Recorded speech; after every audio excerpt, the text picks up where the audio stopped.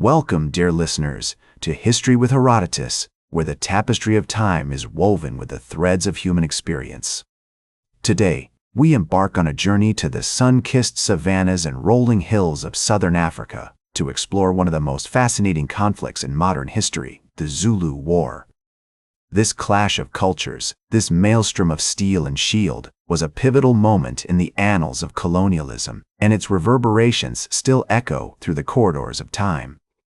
As we delve into the origins of this war, let us transport ourselves to the early 19th century, when the Zulu kingdom, under the mighty Shaka, was expanding its dominion over the region. The year was 1816, and Shaka's innovative military tactics and leadership had transformed the Zulu state into a powerful and centralized kingdom. The Zulu capital, Bulawayo, was a bustling hub of activity with thousands of warriors, artisans, and traders gathered from all corners of the region. Shaka's reign was marked by significant conquests, including the defeat of the Idwandwe kingdom in 1807, which cemented Zulu dominance over the region. However, his death in 1828 led to a period of internal power struggles as various factions vied for control of the kingdom. The throne eventually passed to Dingane, Shaka's half-brother, who would play a crucial role in shaping the fate of the Zulu kingdom. In the mid-19th century, the British Empire was expanding its reach into southern Africa, driven by a desire to secure new markets, resources, and strategic territories. The British had already established a presence in the Cape Colony, which they had annexed from the Dutch in 1806. As they pushed northward, they encountered the Zulu kingdom, with its powerful army and rich natural resources. In 1878, the British government, under the leadership of Prime Minister Benjamin Disraeli, began to take a more aggressive stance towards the Zulu kingdom. The British were concerned about the growing power of the Zulu state and its potential threat to their control over southern Africa.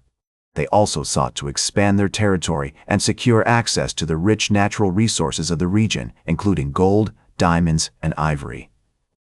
The British government issued an ultimatum to Cetshwayo, the Zulu king, demanding that he dismantle his army, abandon his claims to independence, and accept British sovereignty. The ultimatum was presented by Sir Henry Bartle Frere, the British High Commissioner for Southern Africa, who had been instrumental in shaping British policy towards the Zulu kingdom. The Zulu kingdom, however, was not willing to surrender its independence without a fight.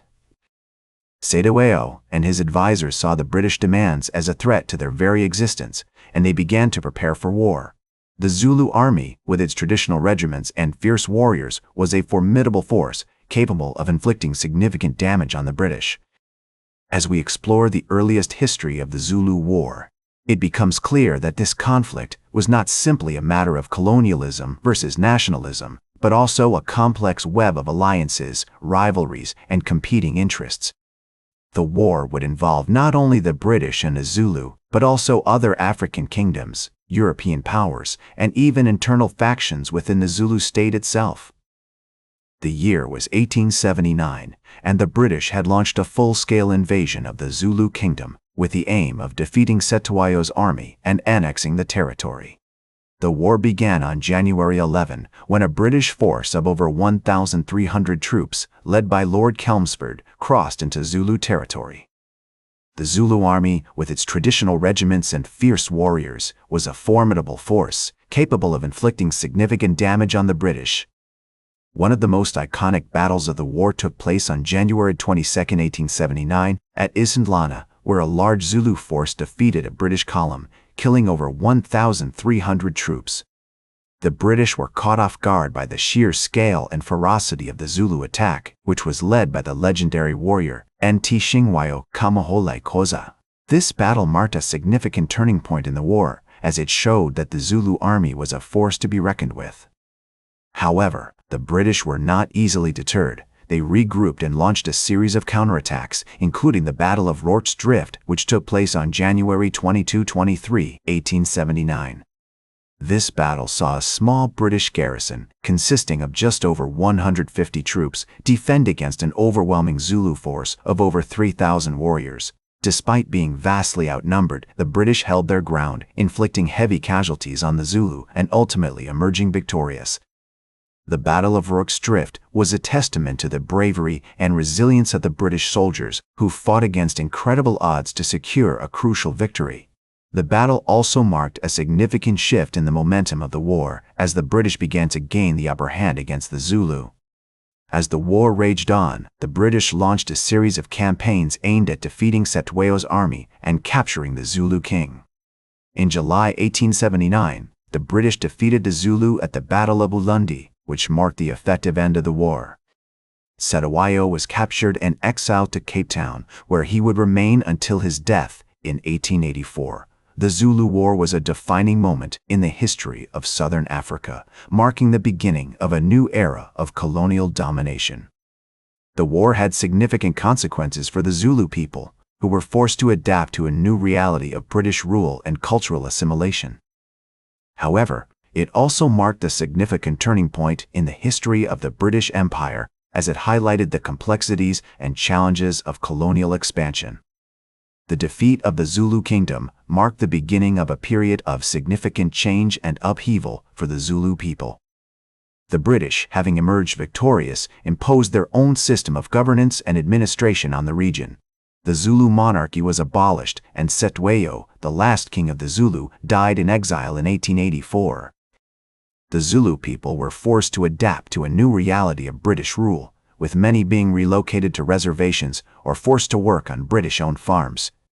The legacy of the Zulu War can still be seen today, with many Zulu people continuing to struggle for recognition and rights in modern South Africa. The war also had significant consequences for the British Empire, highlighting the complexities and challenges of colonial expansion. The conflict marked a turning point in the history of the British Empire as it began to face increasing resistance and criticism from both within and outside its borders. One of the most significant consequences of the Zulu War was the introduction of the system of indirect rule, where the British would govern through local leaders and traditional authorities. This system, which was pioneered by Lord Lugard in Nigeria, would go on to be used throughout the British Empire, with varying degrees of success. The Zulu War also marked the beginning of a period of significant investment in infrastructure and development in Southern Africa, as the British sought to consolidate their control over the region. As we look back on the Zulu War, it is clear that this conflict was a defining moment in the history of Southern Africa. The war marked the end of an era of African independence and the beginning of a new era of colonial domination. However, it also marked the beginning of a period of significant change and upheaval, as the Zulu people and other African communities began to resist and challenge British rule. In the words of the famous Zulu warrior, Shaka, "A nation is not conquered until the hearts of its people are conquered." The Zulu War may have been won by the British, but the hearts of the Zulu people were never truly conquered. Today, the legacy of the Zulu War continues to be felt as the Zulu people and other African communities continue to struggle for recognition, rights, and self-determination. The Zulu War was a conflict that was fought over land, power, and identity, but it was also a conflict that was fought over the very fabric of society itself. As we look to the future, we must remember the lessons of the past and work towards a world where all people can live in peace, dignity, and self-determination. The Zulu War may be a chapter in the history books, but its legacy continues to shape our world today. As we move forward, we must continue to learn from the past and work towards a brighter future for all. Thank you for joining me on this journey through the annals of the Zulu War. That's all for today's History with Herodotus. Remember to like, share, and subscribe, and until next time, remember that to understand the present, we must first understand the past.